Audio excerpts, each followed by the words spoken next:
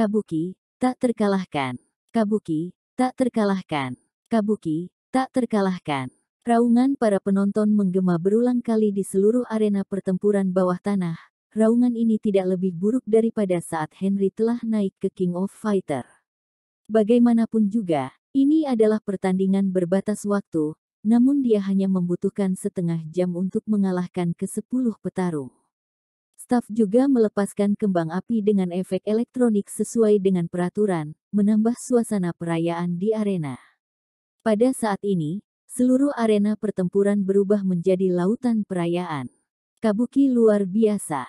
Berdiri di bawah ring, Erika terus memperhatikan Henry yang tangannya sedang diangkat oleh Winona dengan ejekan di matanya. Meskipun Erika tidak tahu mengapa Henry bisa begitu kuat untuk mengalahkan Mad Dog tanpa perlawanan, tetapi sekarang itu tidak masalah lagi. Tidak peduli seberapa kuatnya Henry, bukankah dia masih akan dibunuh oleh Mad Dog nanti? Adapun hidup dan mati Mad Dog setelah membunuh Henry, itu tidak ada hubungannya dengan dia. Dia hanyalah seekor anjing. Di matanya, seekor anjing hanya digunakan untuk menggigit dan ditinggalkan kapan saja. Tidak ada gunanya. Erika diam-diam menantikannya, masih ada sedikit kegembiraan di hatinya, bagaimanapun setelah ini, rahasianya akan terkubur selamanya. Tapi pada saat ini, seorang pria mendekatinya. Pria itu berusia sekitar 20 tahun, tidak terlalu tinggi, hanya sekitar 1,6 meter, dengan kepang di belakang kepalanya yang membuatnya terlihat semakin pendek. Tapi tidak ada seorang pun di antara anak buah Erika yang berani menghentikannya, bahkan semua orang menghormatinya, karena dia adalah orang kepercayaan Winston, Rambo Ortiz. Rambo berjalan ke Erika dan membisikkan sesuatu padanya.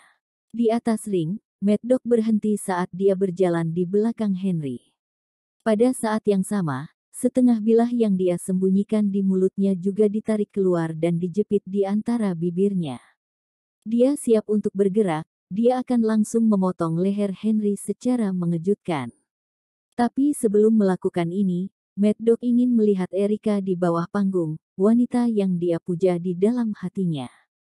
Tapi ketika dia mengalihkan pandangannya ke Erika, dia secara tidak sengaja melihat Rambo di sebelahnya. Mad Dog tidak mengenal Rambo, tapi dia tahu pria dengan kepang panjang itu karena pernah dipukuli olehnya. Bahkan lidahnya pernah dipotong oleh pria dengan kepang di rambutnya tersebut, dan tato burung walet di antara ibu jari dan telunjuk Rambo yang secara tidak sengaja terlihat. Mad Dog ingat dengan jelas bahwa pria bertopeng yang memotong lidahnya malam itu memiliki kepang yang dan tato yang sama di antara ibu jari dan telunjuknya. Melihat keakraban Erika dan Rambo pada saat ini, bagaimana mungkin dia tidak mengerti siapa yang sebenarnya memotong lidahnya. Dia mengabdikan dirinya untuk memuja Erika dengan segenap hidupnya, tapi pada akhirnya dia mengetahui bahwa Erika hanya memanfaatkannya, bahkan menyuruh Rambo dengan sengaja memotong lidahnya, dan mengambil nyawanya. Kemudian Erika secara pribadi membawa anak buahnya untuk menyelamatkannya hanya untuk membuat ilusi jika dia menyelamatkannya. Setelah mengetahui kebenaran dari masalah ini, Mad Dog sangat marah.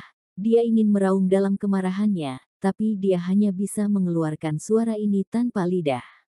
Saat berikutnya, Mad Dog yang awalnya siap untuk menyerang dan membunuh Henry tiba-tiba berbalik dan turun dari ring, kemudian langsung menuju Erika. Tidak ada jejak dari penampilan pincang sebelumnya. Dia merajalela seperti serigala lapar yang hendak menerkam seekor domba. Bahkan lebih ganas daripada saat dia bertarung melawan Henry sebelumnya. Bagaimanapun juga, dia telah berjuang untuk Erika sebelumnya, tapi sekarang dia berjuang untuk dirinya sendiri, untuk lidahnya. Dia ingin mengirim wanita berhati ular ini ke neraka. Dengan kemarahannya yang mengamuk, Mad Dog bergegas menuju Erika secepat kilat cahaya. Pada saat ini, Erika sedang menundukkan kepalanya dan mengatur sepatu hak tingginya karena kakinya tidak nyaman, jadi dia sama sekali tidak menyadari gerakan Mad Dog. Tapi Rambo yang berada di sampingnya segera menyadari ada yang tidak beres dengan Mad Dog, dan segera menyerangnya. Tapi sudah terlambat untuk menghentikannya. jadi yang bisa dia lakukan hanyalah menancapkan pisau melengkung seperti gunting ke leher Mad Dog. Dengan begitu Erika bisa diselamatkan. Jika Mad Dog tidak ingin lehernya tertusuk, dia harus menghindar. Namun bilah hitam yang melengkung melewati leher Mad Dog. Tinju Mad Dog kurang setengah poin dari pelipis Erika. Dengan kekuatan tinjunya, itu cukup untuk membunuh Erika dengan satu pukulan.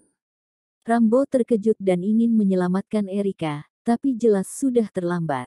Hanya saja, mungkin Erika belum ditakdirkan untuk mati. Saat sedang mengatur sepatu hak tingginya dengan satu kaki menggantung di udara, dia goyah dan tubuhnya miring ke samping tepat ketika serangan Mad Dog datang. Pembelokan ini membuat Erika terhindar dari tinju yang akan menghantam pelipisnya. Melihat bahwa Erika secara tidak sengaja menghindarinya, Rambo menghela nafas lega. Tapi sebelum Rambo bisa bernapas lega, dia melihat cahaya terang bersinar dari mulut Mad Dog. Dia buru-buru mengayunkan pisau melengkung yang baru saja dia tarik untuk memblokirnya. Meskipun tidak sepenuhnya diblokir, pisau Mad Dog yang awalnya ditargetkan mengenai leher Erika meluncur ke dada kirinya.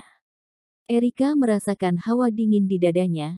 Ketika melihat ke bawah lagi, dia melihat jasnya telah terpotong, dan darah merembes keluar darinya. Mad Dog, dasar bajingan. Erika yang telah menyadari semua ini sangat marah dan meraung dengan tajam. Tapi pada saat ini, Mad Dog sudah tidak bisa mendengar raungannya, dan mayat yang jatuh ke bawah hanya mendesis dengan darah yang menyembur keluar dari lehernya. Di atas ring, Henry menyaksikan semua ini. Bahkan sejak Mad Dog menyerah, dia masih terus berjaga-jaga. Erika bukanlah orang yang mudah menyerah. Begitu pula Mad Dog, jadi bagaimana bisa Mad Dog tiba-tiba menyerah? Oleh karena itu Henry terus waspada, dan seperti yang dia harapkan, Mad Dog memang bertindak di belakangnya, tapi yang tidak dia duga adalah Mad Dog malah menyerang Erika. Hal ini membuatnya sangat terkejut, tapi tentu saja dia tidak akan menghentikannya. Cukup beruntung, dua pukulan fatal semuanya dihindari, sayang sekali. Jimmy mengerutkan kening dan bergumam. Henry dan Winona saling memandang sambil tersenyum, tapi tidak ada dari mereka yang berbicara. Pada saat ini, kemarahan Erika sudah sedikit mereda, dan telah menebak alasan mengapa Mad Dog menyerangnya. Ada kemarahan yang luar biasa di mata indahnya. Jika bukan karena kemunculan Rambo di waktu yang salah, Henry pasti sudah mati sekarang. Semua rencananya gagal, dan bidak caturnya Mad Dog juga hilang. Permainan catur malam ini benar-benar tak tertahankan. Yang membuat Erika jengkel adalah bagaimana bisa Rambo yang telah memotong lidah Mad Dog muncul saat ini. Pada saat ini, Rambo jelas menyadari bahwa masalah disebabkan olehnya. Dia berkata dengan nada meminta maaf, "Nona Carlo, maafkan aku."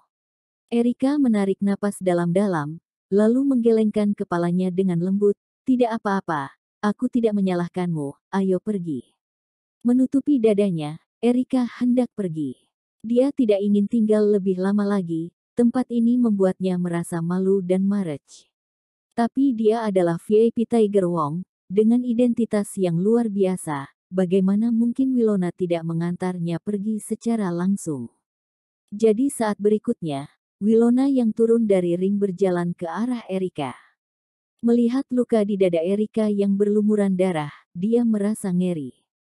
"Ya Tuhan, kamu terluka."